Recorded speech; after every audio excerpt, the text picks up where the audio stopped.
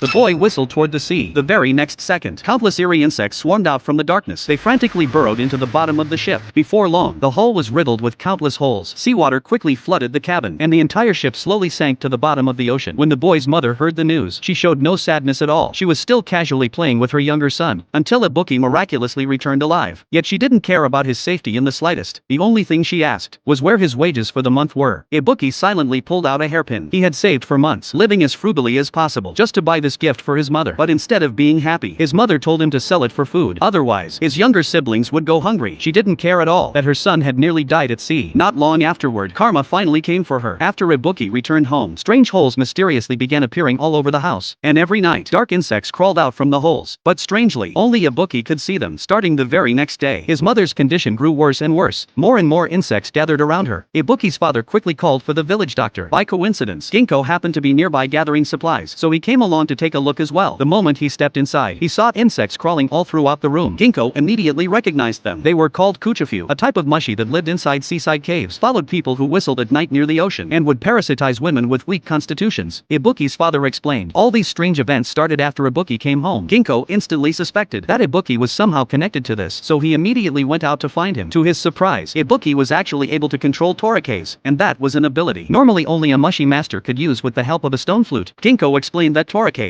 were the natural enemies of Kuchifue, urged Ibuki to return home immediately and save his mother. But Ibuki refused. He claimed he still had other matters to deal with. Then he slowly raised his head and began whistling toward the sky. Ginko immediately warned him, no matter what, he must never whistle by the sea at night. Otherwise, the shipwreck tragedy would happen all over again. After that, Ginko returned to Ibuki's house alone, pulled out his stone flute, and instructed everyone to seal every hole inside the house. 俺、お前らのねぐらはここだ。